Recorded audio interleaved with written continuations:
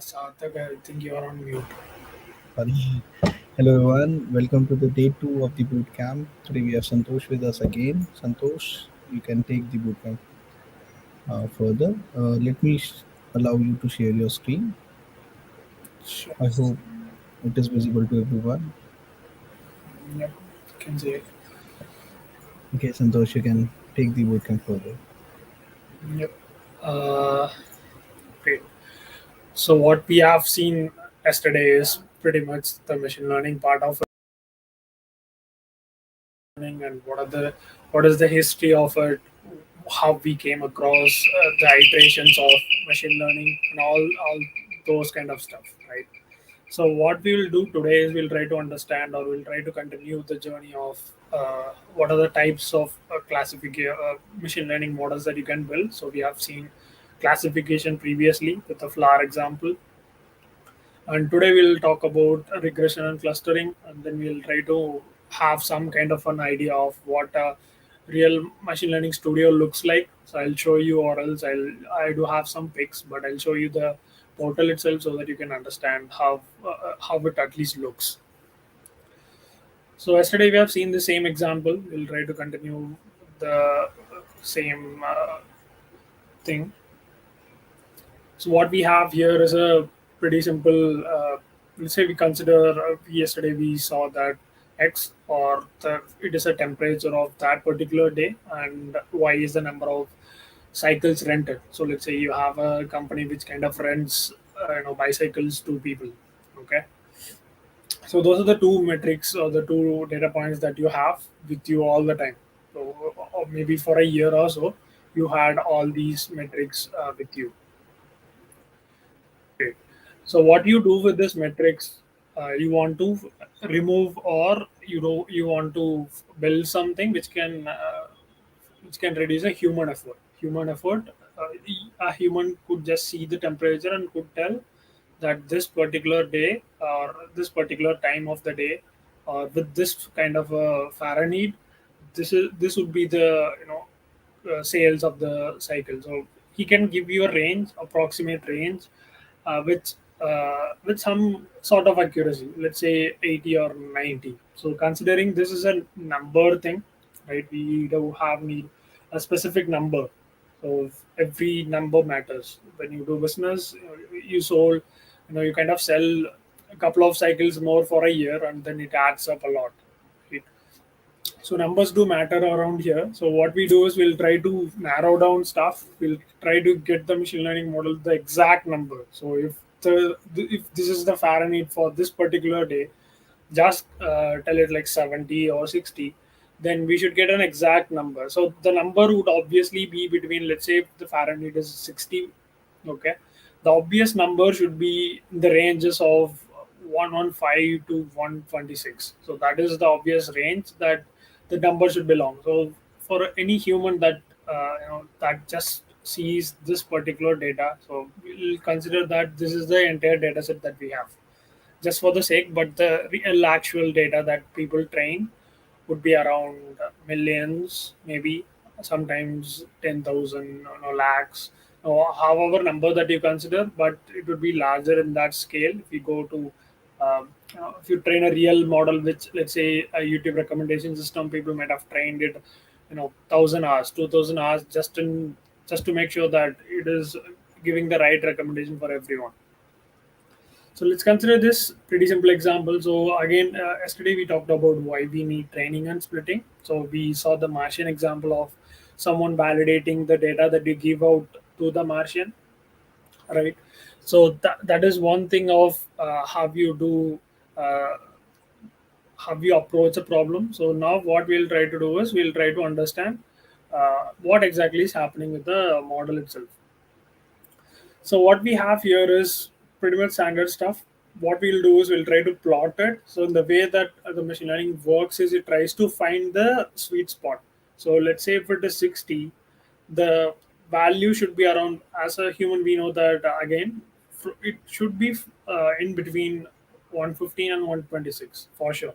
But we want an exact number. So whether it is 125 or whether it is 124, we need the exact number. Okay. So what we'll try to plot stuff. So we'll have it y-axis the cycle rental, so how many cycles you have rented, and then we'll have the temperature on the x-axis. So what happens here is you will get a exact number. So this line is really important. So this is the line which kind of this equation of the line. I don't want to get into too much of math over here, but again, so let's say if the line moves up and down, right? So if the line moves from from here, it goes a little above 40, right?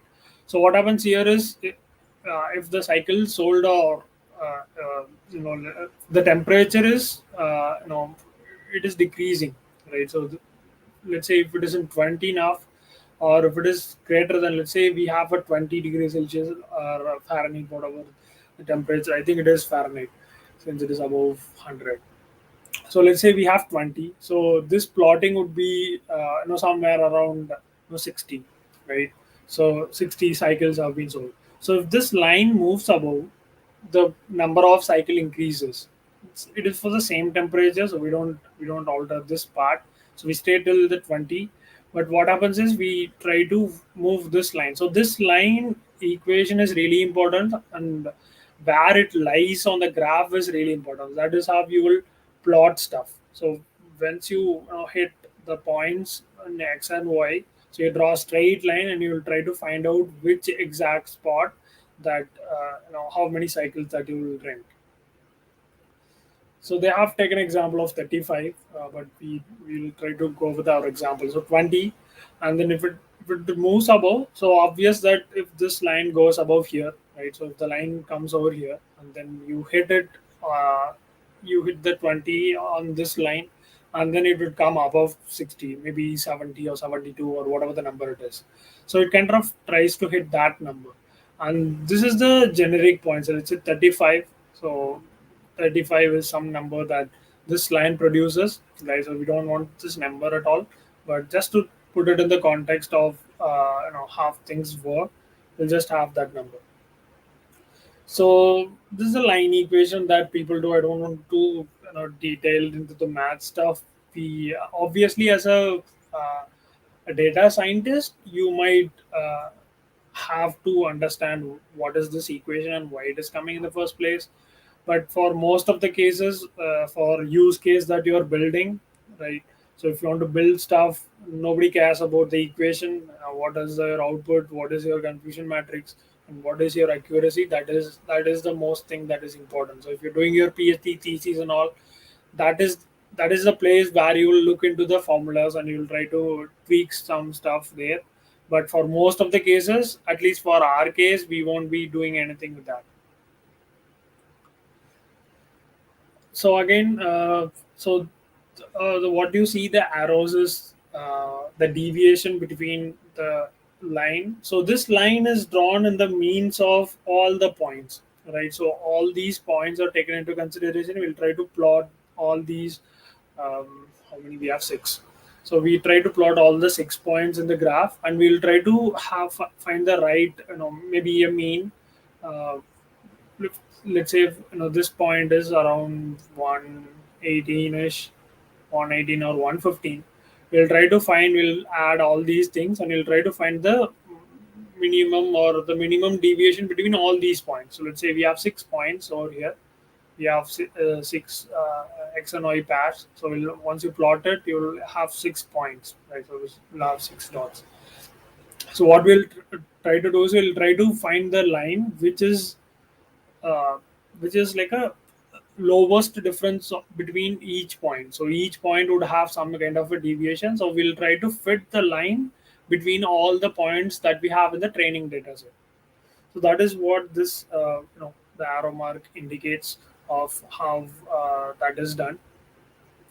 So that is it for the regression part, I guess. So this is mostly we use for numbers, and for the stock market. I said you can also build a bot which can do this stuff. Just try to build something, and then it would give you the predictions, or it would give you a number of, let's say, if Microsoft stock price is around 300, and how much it can be maybe in 2 months or 3 months. So most probably what people do is they will try to put the money out there and take it back maybe 2 hours, 3 hours, or even less than that. So you can do it, right? So that is where this entire money comes from. So it is there are like long term stuff and short term, but the prediction and the model is used for mostly instant transaction and instant giving and getting back. So you can also do it for a long term, but long term it is we are not pretty sure on how the market would be. So taking that huge risk is it is too much for us to take. So what we'll try to do is we'll try to predict maybe months ahead. So we won't be obviously doing years, but you can do it. So once you give some numbers, this graph can be extended. Let's say if it is 100 is the price and this is some number. Okay. So this we'll take it as a cost of that, and then this is the month. So 100 months into the business, what is the profit that I got? So that is, let's say, if that is the graph, that is the graph that we are plotting out here.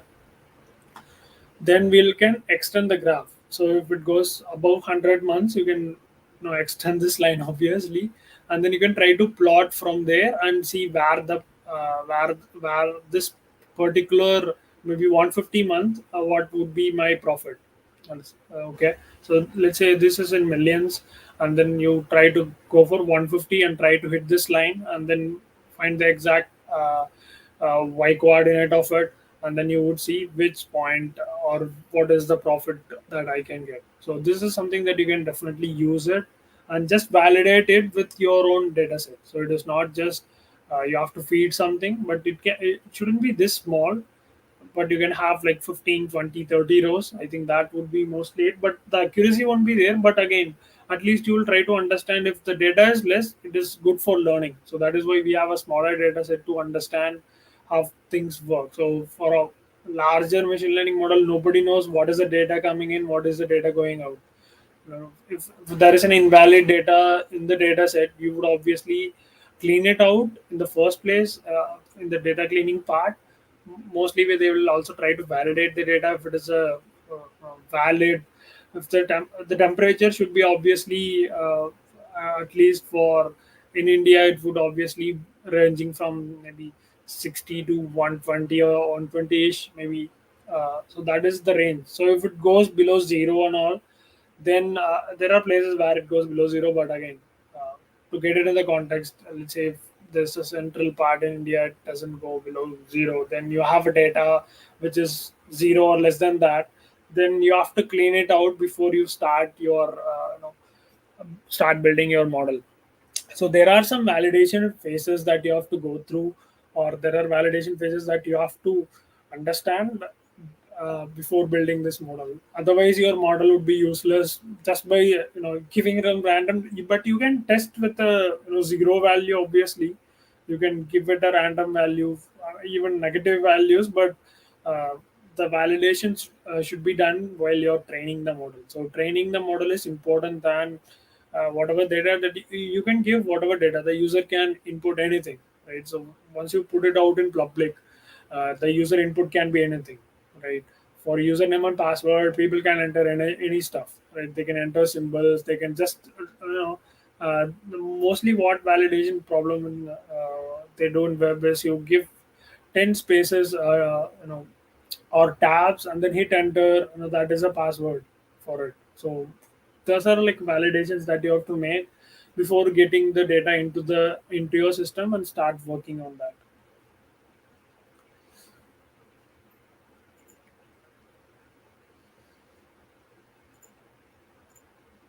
So this is something that we have seen previously. This is a vague example of with numbers included. It is not just what you see on the flower and stuff. This is total where you have to just two outputs, right? It is either true or it is false, or either one or zero or one minus one, whatever the number it is. But it has just two outcomes. So in machine learning terms, we just have two labels at the end, right? So whatever the data is, let's say these are the features that yesterday we were talking about. So yesterday we talked about the petals, the size of it, and all that, right? So that is the features of, so let's say the first index of these arrays or some kind of a feature, and we have four features for this particular you know data set. So from the example, I could see lab results, heart rate. I don't see the numbers over here, but yeah, another important thing is to you should have like a background of what data that you are dealing with, right? So your heartbeat can be 10, right? Obviously, your heartbeat can be 10. Everybody knows that heartbeats. I think it is around 70 or 80. If it is going above, then that's a problem. So, but obviously, it won't be 10 for sure. You will be dead by then. If it is 10, or it won't go above 10, you're obviously dead. So this is the knowledge of the data set that you're dealing with. So this is pretty common that everybody knows. So you will understand, this is invalid data, I can remove it. So let's say you are working on something really complex that you are not aware of, right? You are doing some kind of a testing for a semiconductor device, and I'm an EC guy. I can talk about that a little. So let's say if the impedance of a particular device is shouldn't be, or let's say if the resistance of this particular device or from this particular wire shouldn't cross 100, right? So then you have values less than 10 or 15 or 20, then you should be having that particular knowledge that this value should always be greater than 100, or we'll just discard the data, or we'll just discard it from the data set itself, the training data set. And you should also validate the validation data set.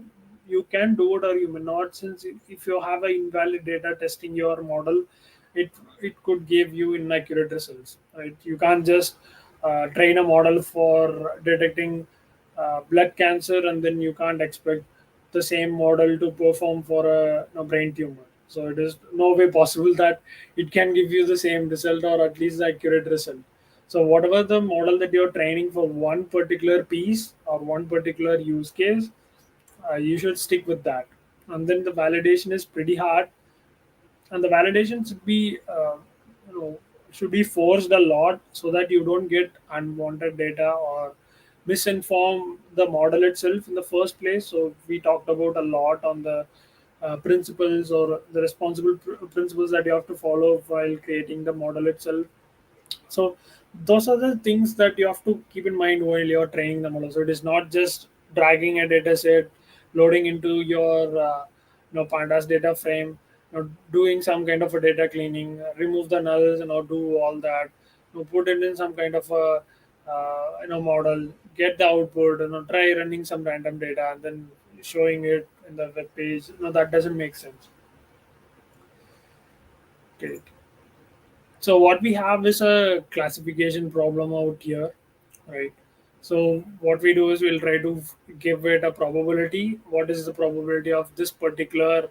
It could be anything. I'm not pretty sure. Let's say if it is height, weight, blood pressure, and maybe some value on this one, and this could be their health condition, or it could indicate that if they have like a some kind of a disease or not. So we are not sure on the number, so we'll just consider that diabetics, if it is a possibility for this person to be diagnosed with any kind of diabetic disease or any of that. So what we have is we do the same stuff, but we'll try to plot it from the y and the x's. We had just two data, so it is pretty easy to plot. But we for this part, what we'll try to do is we'll try to plot each and every. Since this is an array, you can't plot four points with matching with one, so you can't do it. So what we'll try to do is we'll try to aggregate these things, and we'll try to get a number, and we'll try to plot it out. And again, what we get out of this graph, or what we get out of this entire stuff is either just two values. Either it is if it is fitting inside one thing, then you can if it is going above, this is the percentage that we have over here. So since we don't have like a exact measure of how accurate this model is, so we will have a probability for every outcome. So if it is one, then why it is one, or how accurate the model is predicting. So there are when you use cognitive services, it would also give you the confidence score. So confidence score is the model saying that, hey, I'm pretty sure, or I am at this level of confidence for this particular image. So let's say you show a image of the dog, and the model tells you that 95 percentage I am sure that this is a dog. So that is the assurance that a model can give you, rather than, or no, it can give you the dog and the cat or whatever the classification that you're doing, but we'll also try to do how much percentage it is confident on whether it is a dog or a cat or whatever the model that you're training for.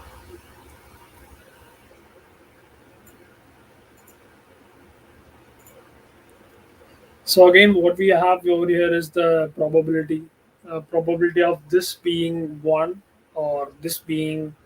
Uh, so what we do is we'll try to normalize the data. So normalize is divide the data by whatever the highest number it is. So if you divide the max number by this entire column, so what you will do is you'll divide the entire thing by 12. Okay, so that would give you a number ranging between 0 to 1. So obviously, what why we do it is we try to reduce the computation as well. But again, the important aspect is to correlate with how the model is working. So it can only take in values from 0 to 1, or you can make it to part of doing that work comes in the initial cleaning phase. So once you clean the data, so what before you feed that into the model, so you try to normalize stuff before trying to uh, doing to train the model. So as we see, the model is telling that it is 0.2 percentage, it is 20 percentage that this is one. Okay, and then the model is saying, now since we have just two, so minus one minus whatever the probability, then you will get the probability of the other thing, other classification. So it is 0.80 percentage. It is sure that it is zero, or it is false or negative. So this is the actual data set that we have, or the actual number. So it kind of matches. And the second one is also matching. Why? Because for the possibility of having a true or a positive value, it is 90 percentage, and possibility of a negative value or a false value is 0.1 percentage. But this won't be the case for all the models, right? So the model can vary from anything. It is not sure if, let's say, if this is a critical data and if the model hasn't seen this data, so that is where this problem comes in. Most of the times what it tries to generalize stuff. So when you give value ranging, you have trained a model values ranging from 100 to 200, and then what you do in the validation phase is you try to give a number in the ranges of 1 to 10, and then you try to give a number ranging from 2000 and above, right? What it does is try to generalize from whatever it has learned from 100 to 200, and it tries to apply the same to all the other pieces of the data, or other predictions, or other models that you're trying to make.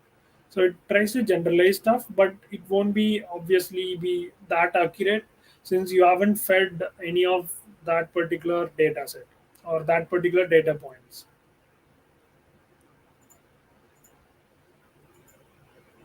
So what we do over here is we'll try to understand the confusion matrix in the first place. So confusion matrix is something that we use to measure how good or how the model has performed. So like overall, like a stat of how it is performing in the first place. So if there is a data set of how it is done, or how this can be improved, right?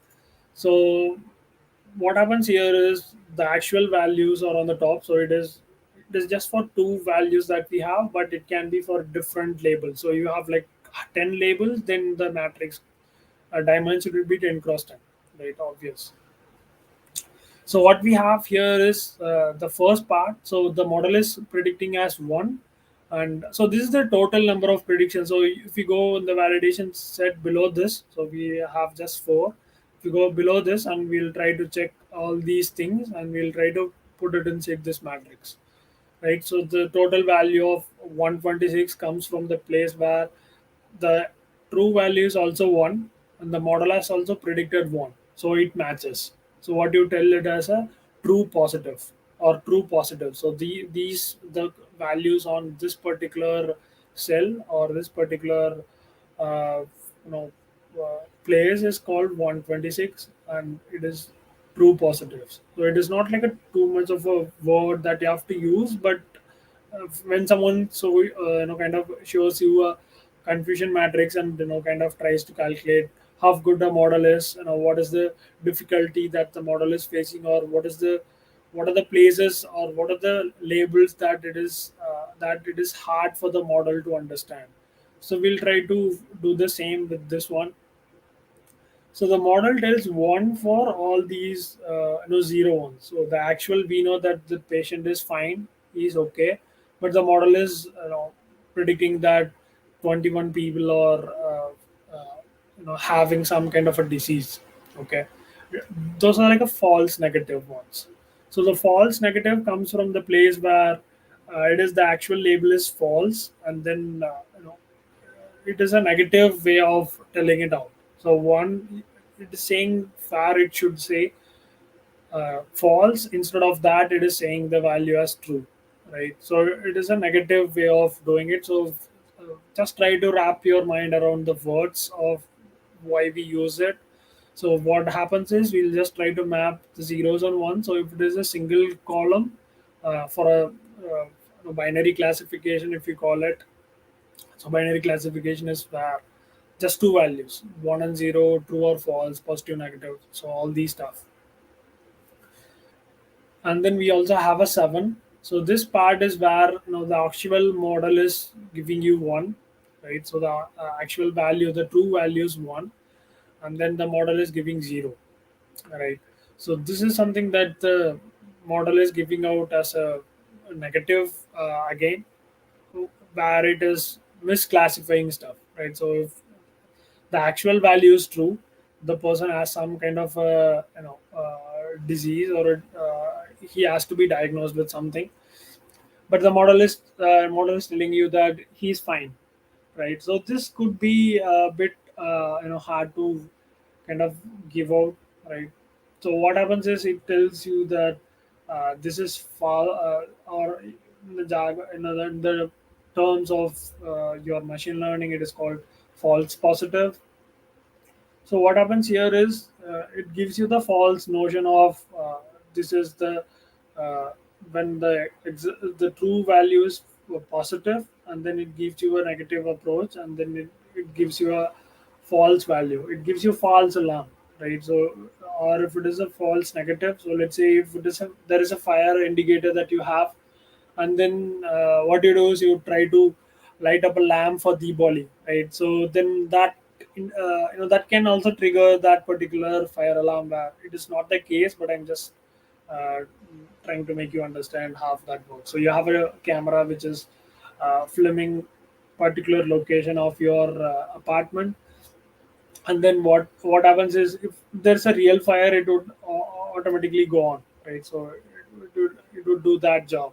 So what happens here is in Diwali, what you do is you try to burst crackers in the same location where the camera is looking at. So that particular portion of your apartment, that is where you knowingly or unknowingly do it. That can trigger something where it shouldn't be, right? So that is the kind of stuff it can happen, or it has happened. It is not like 100% perfect. So if a model is 100% perfect, or at least it is near to perfection, then these two opposite rows, or these two opposite elements should be lesser. The lesser the numbers in these two places, the higher or more accurate the model gets. So you can consider that. Again, it is the same for the model is telling one and the actual value is one, and this is the same. The actual value is zero, and the model is also giving you out the value zero. So in the same terms, what you tell is true negative. So this is a true, and it is telling you that this is a negative, and we also agree that this model is giving you the right notion of this for this particular data. So if you have any questions, put it in the chat. We'll try to take it up before we enter into clustering, which is pretty similar, fascinating to me at least. Have you to but all these can be done with clustering as well. For certain use cases, it could overlap, or there are places where you do clustering first and then you kind of do a classification inside that. So there are a lot of opportunities for using one model inside another, or first do the clustering, get the data set, arrange that, and then do a classification on top of that particular data set. So all these can be done. So whatever the use case that you have, if the use case is pretty niche and you want to try out all these, and then try to find out the exact or the easier one, or you try to find out the most suitable one, the suitable model per se, then you can definitely try out stuff and then come to a conclusion. So you don't have to try blindly dive into, let's say if there is some kind of a classification that you want to do. So obviously when you go for clustering is when you have a large number of similarities between the data. So you call it as correlation. Again, don't want to put a lot of jargons into it, but if the data is too much related and you just need the where it belongs. So let's say you do have like a good example for it. So let's say you have you have your friends in your class, right? So obviously have this separate as the good ones who score the top ranks, and then who score the average ones, and then who score the least, right? So you try to classify that, but what you do is you don't want the exact numbers. So you don't want how many people would be there, or how many uh, features that I have to use to describe this particular person as someone who is scoring the top rank. So you don't want all that, but you need some kind of a tag that I want to give to this particular person, and I want to say that this person is good because of all these. So it is pretty similar to classification. Uh, uh, Again, it is something that we don't exactly give out uh, uh, data, exact data, but once you give the you don't like give the features at all. You just put the data out there and run the model. Try to see how it can relate one features to another, or one. Obviously, it is rows and columns. So what it would try to do is it would try to relate one column with another. So height is equivalent to weight, right? So if this guy, let's say, there are few outliers, but again, if the height is this much, the weight should be of this sort. We do have a BMI formula which tells you that, right? If the height is of this sort, then this person would weigh around this particular range. So that is how we have some kind of a calculation done. So it is pretty similar to that. Why we have these many, instead of plotting what we do, will instead of plotting it in a different space, what we'll try to arrange stuff. So we don't want to separate stuff. We'll try to arrange things. So what we have over here is, again, as we said, it is based on the, I think it is in the number of petals that it has and the length of it. What we try to give the model is, this is the data set, whatever feature you choose, I just want similar things to be grouped. So that is all that you give to the model, right? So what we try to do is we'll just try to give the data, and then uh, do whatever you want. Model just try to do whatever you want. Just give me some kind of a cluster, or give me some kind of a grouping for this particular data set. So that is all you would tell this model. The the fact is we don't know what is the label at all. So for the first use case, we know that this flower is named this, and this flower is named this, and this flower is named that. But for clustering, there's another part I forgot to tell you guys is supervised and unsupervised learning. So supervised is where you know the feature. So this is something that I wanted to predict, or this is something that I want to classify. But for unsupervised stuff, what you do is there is another learning called reinforced learning. I'll talk about that later. But for this part, what we know is we do just have the data, but we don't know what is the end result of it. So how much how much data would be in each cluster, or how much data would be in each groups, we are not aware of, and why this group is formed, we are still not sure what is the use of this group. But what we know is similar things are grouped together, right? So if there is this is a grid, and then it kind of shows you the class plotted with the heights and the petal count. So these are grouped together because of they have like a similar feature in space. And these two are grouped together since they have like a similar feature with them, and these two are grouped together since they have like a similar features. But there is a possibility that it can mismatch as well. It can go above since it also has three. Let's say if it has three petals, so it can go to any sort. So k-means is some is an so one approach that we often use for this particular thing where we try to kind of map stuff. So what we do is we'll try to focus on three things. So what you should give the model is how much groups I need. So for a particular class of people, what I need is three groups. One with the good ones, but I'm not sure which one is the good one, right? So you just need three, right? What you give the model is you just need three categories of people from all these, from the entire class. Yeah, maybe a class of 30, right? For a class of 30, I just need three groups, but I'm not sure which group does what.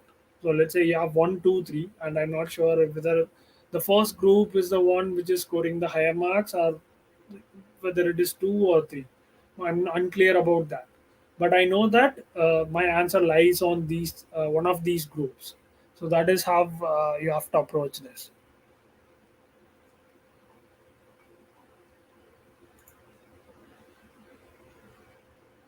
Okay, what we do is we'll try to the areas which are highlighted, maybe in different colors and stuff.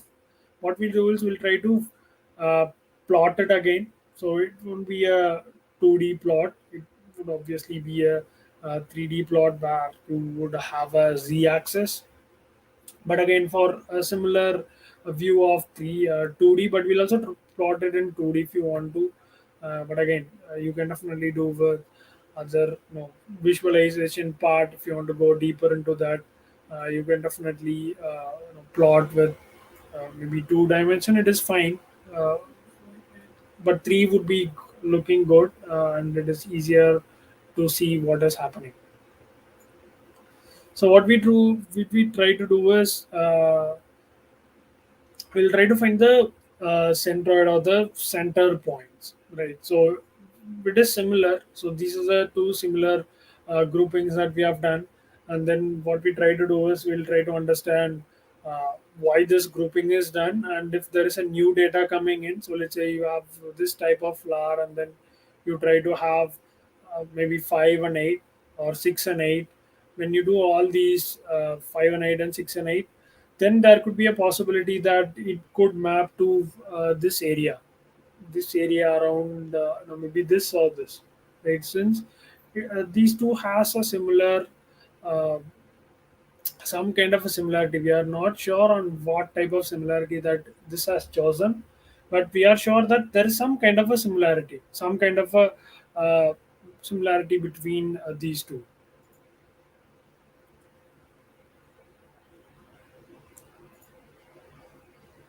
So what happens when the model trains, right? What it tries to do is it tries to find the uh, minimum distance between these centroid points. So what happens is this is, let's say this is some kind of a feature. So you have 10 data surrounding it, right? So it becomes a centroid. So whichever is whichever the model that you're training, whichever the data that you give. Let's say if the this point is surrounded by 10 individual data set or individual rows per se, or individual elements which are surrounding it, then uh, it becomes a group. It becomes a kind of a guild or a group or whatever the naming convention that you use. It becomes like a group or a chunk where you can add in data. You can check whether this guy or this flower belongs to this particular group or not. So we can try to find the nearest uh, what we call the nearest distance between the value that this particular plotting is done. So let's say if the flower is plotted at this point, and then you try to find the distance between these 2 points, what is the difference, or how far this point is from here. So you try to find that particular sweet spot, and then you try to map it with one of that. So again, what you have to remember is the number of clusters that you need has to be given at the first, but you are not clear on what is the exact label that you need. So that is why it is called unsupervised. So you don't know the output of it. You just have the input data with you, but you are still unclear with what data that you have to train or what it exactly does. So now what happens is, if as I said, the previous picture, what we see is, we see that this particular space, we did have a plotting at this particular space. So what happens is, when you give more data, so wherever the similar groups are, I think we should have some kind of a number over here so that you could visually see stuff. But again, it is fine. Let's say we plotted at 8, right? So 8 would be somewhere over here, 3 and 4, maybe 0, 1, 2, 3, and 4, right? And then 8 over here, maybe, let's say count. Okay, it is exactly at somewhere around 8ish or something. So we'll try to plot this entire stuff. Should be numbered for a better understanding. My apologies for that. But again, you can just see whatever the example that we have seen previously, how you plotted the same way. So what happens is, this point is not a fixed one. So we this is unclear for us and for the model. So it is not sure where exactly to have this point. So the more data that we give, I said that if there are 10 data surrounding it, this should be a group. This should be a group that it can be formed. So what happens is, when you feed more and more data, what happens once you give out, maybe these three are similar, right? For at least for this particular, just seeing it from the initial stage, once you don't know this particular, just forget that we do have this particular petal and stuff, and we do have only these. So only when you have these, you cannot classify between these two flowers, right? You have three petals for all these two, so you would not know what kind of flower it is. So unless and until you give more and more features and more data, it won't give you the exact result that is needed. So once you give out this particular data, and even if you have another particular column which gives out a different feature, and then it tries to map accordingly. It kind of tries to train which is the minimum distance between, let's say I'm plotting this, or I'm plotting this particular point, let's say around 8, 8ish, and 3 and 4. We'll try to find out which particular is closer to me, or where exactly I match, right? So that is how we try to find stuff. How that is how you try to cluster stuff together. Whatever the similarities that you see, you try to club it to one particular group. So let's say if you add another number, 5 and 8, or 5 and 6. So 6 is a pretty vague number. So considering what we have on 3 and 8, 6 is somewhere around the middle. So you can just tell it. You can just put it over here, and you can just put it over here. So, and you can't also put it over here. You can it would be coming somewhere around here, but whatever whichever the closest it is. So 6 is more closer to 3 or 8. So that question comes up. So whatever the minimum distance it is not just 6 and 8 and 3. You can have, whatever the number you want, but at the end of the day, what it does is it tries to find out the minimum distance between the point that I am in. So you just try to plot that particular in a 3D space, it would be fine. But 2D, you plot it and then you try to find the distance between all these 3 points. All these three, you will try to find the minimum and then try to kind of group them into that particular space. So that is all about clustering, and this is somewhat different from all the two approaches that we have seen earlier. And K-means is one of the clustering techniques that are the clustering ways of approaching this, but there are different approaches that have come up. But it is similar to classification. I agree that you might say, Santosh, this is the same thing that we are doing for classification. I'm giving this flower and I'm so the only difference between the classification and this again is, you are not sure on what exactly this point represents. So I'm not sure on what exactly this green area represents and what is the similarity between these two. With the numbers we can see, but apart from the numbers we don't know what is the exact similarity between these two, why these two are grouped together. So that question comes up. Great, then.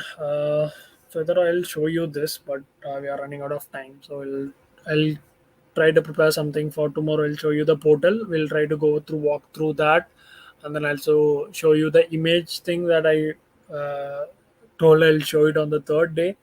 We'll try to understand that particular space of how exactly the image classification is done and how far we have come from just doing some kind of a character recognition to how advanced that image classification is or image understanding is.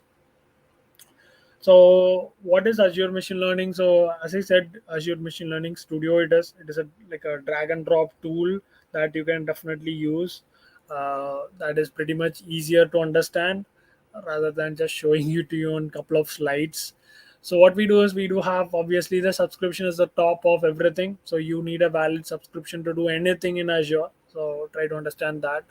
And what you do is we try to create a resource group. There should be another boundary for resource group, and we try to do Azure ML workspace that you create, and then all sort of data that you give, all the compute experiments, models, services, whatever you give is something that it is a container. It is a workspace. It has all the things that are needed for you to perform your machine learning stuff. For hyperparameter tuning and all, uh, Azure has AutoML.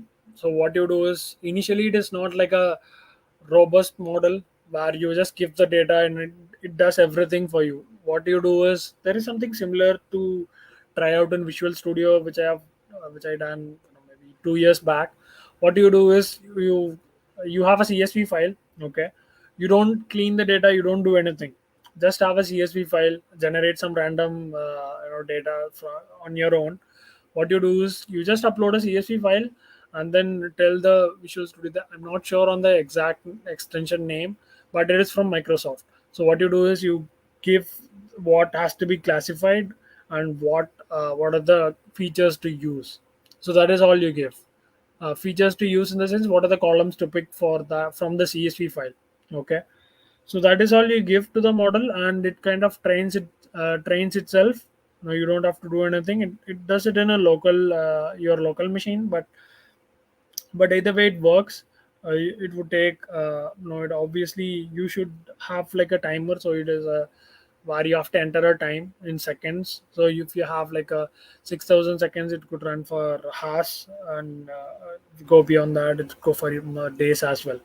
So what you do is you don't do anything, right? So you don't do data cleaning, you just have the raw data from your data source, and then try to import. That is one phase easier to try out AutoML. So that is one way that you can try out AutoML if you want to just see how good. I wouldn't say it is perfect, right? So you can't just say, know this entire work gets disturbed, so the entire purpose of a data scientist goes away with AutoML. So that is something that you should be aware of. Since if you don't need anything, just give a CSV file and you get an output with just clicking in 3 or 4 places. And what is the use of doing all these, teaching all these in the first place? So it is not perfect. Again, you would have a rough understanding of which model is performing best in that particular for that particular data set. As you know, the dynamic disaster data set, if you give it a random forest, it gives you a good score. I think, even if there is a XG boost, I'm not pretty sure how far it is, but that is something that you can definitely try out. It is not just for hyperparameter tuning; it is for the entire stuff. So you don't have to even choose the model. So you give just the raw data, and you just pick which column you need, and then it kind of does everything. So you don't have to do anything at all, anything for that matter. So that is pretty cool, that it is doing that particular thing with with all that said. So this is how the portal looks. What you'll do is we'll try to spin this up tomorrow, and we'll try to understand how this works. I do have couple of experiments, I guess. I'll show you that, or else I'll show you maybe the notebooks that I have used. I think I have uploaded couple, so I'll show you that, or else I'll create a new experiment and I'll show you how the designer exactly looks. So we'll try to wrap up with this. So this is the automated ML or auto ML that I was talking about. So what you give is just the data, right? You don't have to do anything. Takes the hard work out of machine learning, right? You don't have to do anything at all. You just give the data, and you what you get at the end of that is a model. So for the Visual Studio that I was talking about, it will give you a zip file. It is a C sharp stuff where you have to, it kind of loads the zip file, and you have to pass your data.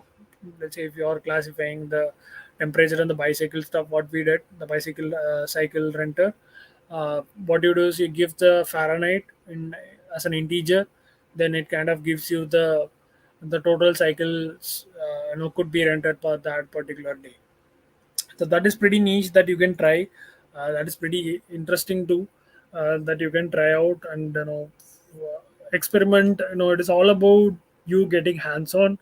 There is no way that I can't just do everything on this particular 3 hours time. So it is obviously uh, a bit of a homework and effort that you have to do to make sure you understand stuff.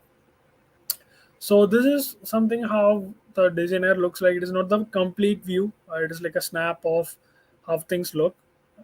So tomorrow again we'll try to show you, and I'll try to spin up this, and we'll try to train something.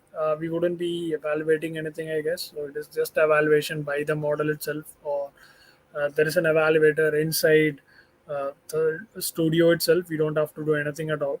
Uh, so we'll try to understand, just so again it is completely drag and drop.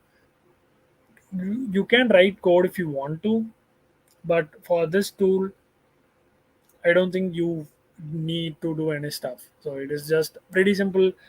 uh, it is like you are using this, not sure on the name of it.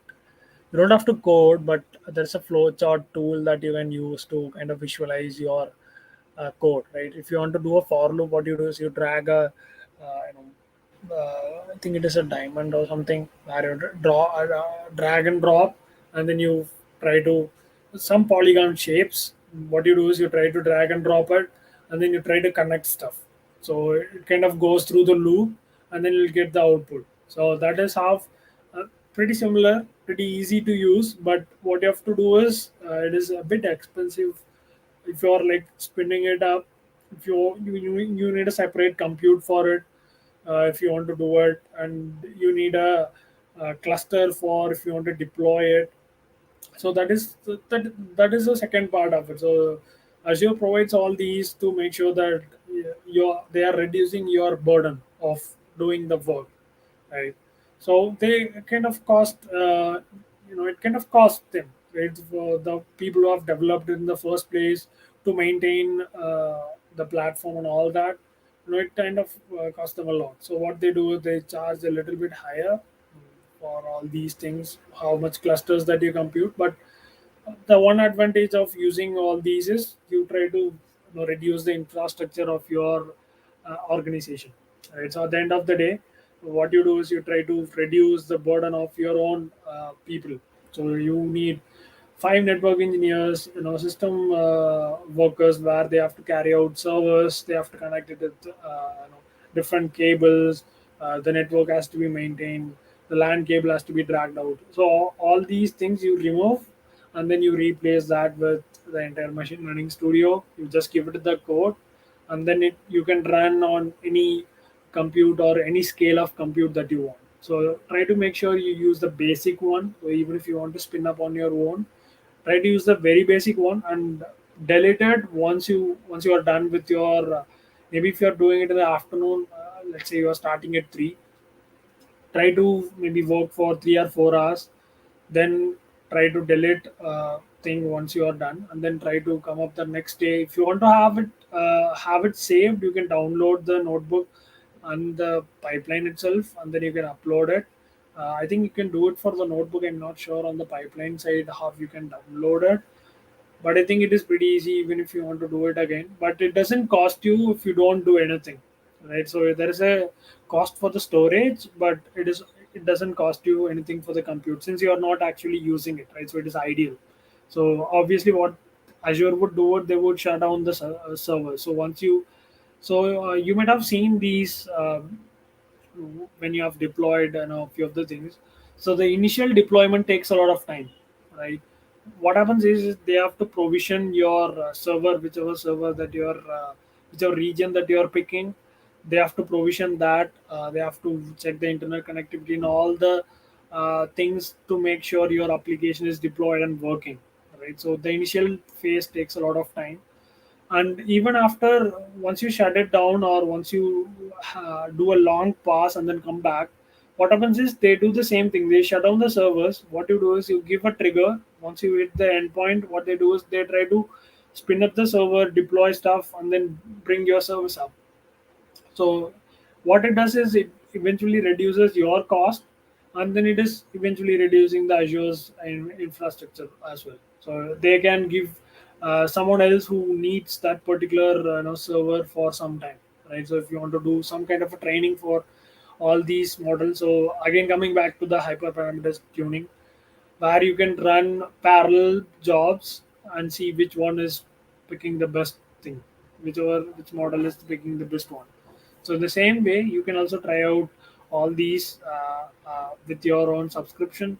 And I think we do have a quiz at the fourth day, so make sure you attend it and try to get.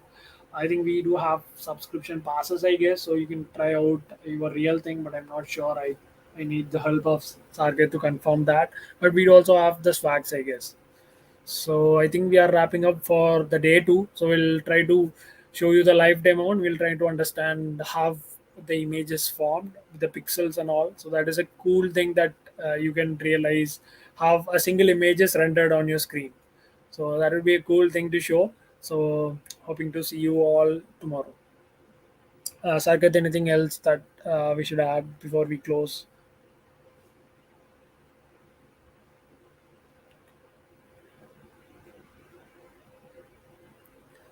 Okay, I don't think we have anything else to share.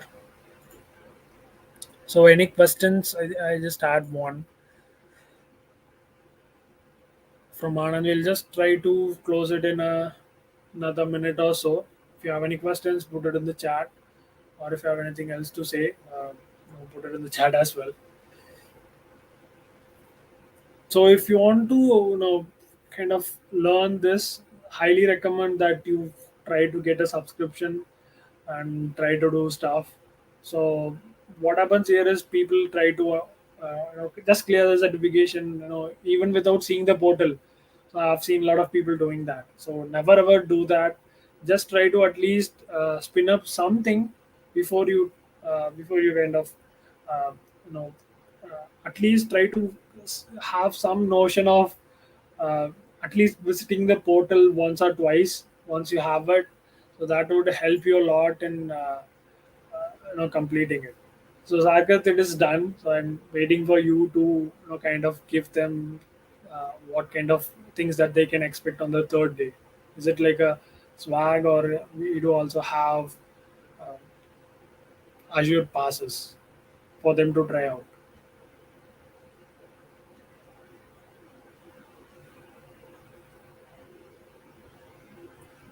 So the basic difference would be for a ML engineer or a data scientist would be ML engineer works on just the model building part, right? So wherever there are different models that have come out. So we do have pre-trained models. If you go to Keras and applications page, they have like VGG 19, 16, all these versions of it, Inception, MobileNet, NASNet.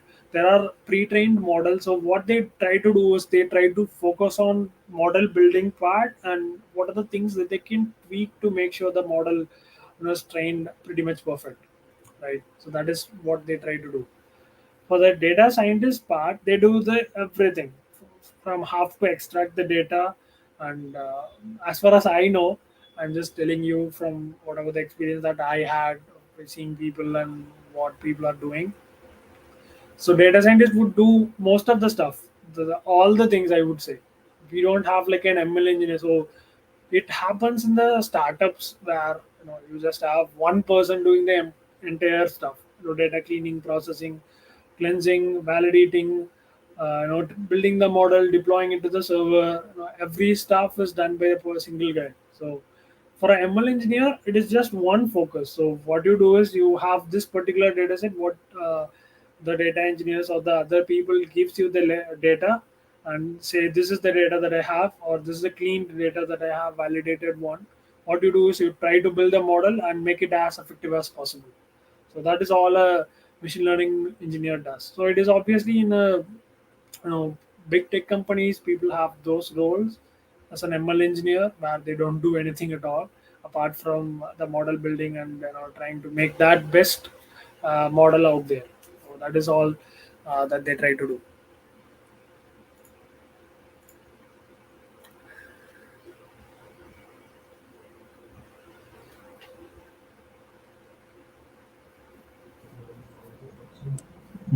Santosh, I think we don't have any more questions, guys. If you have any questions, then you can ask.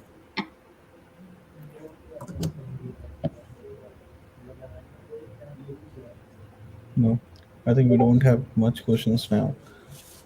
Yep. Okay, Okay. Then. great. Thank you very much, Santosh, for this session. We'll meet tomorrow again for the day three and the final day. Then we'll have a quiz where uh, we'll have a questions that they have done in these 3 days. Thank you very much, guys, for joining the session today. We'll see you soon. Thank you, Santosh. Take care, guys.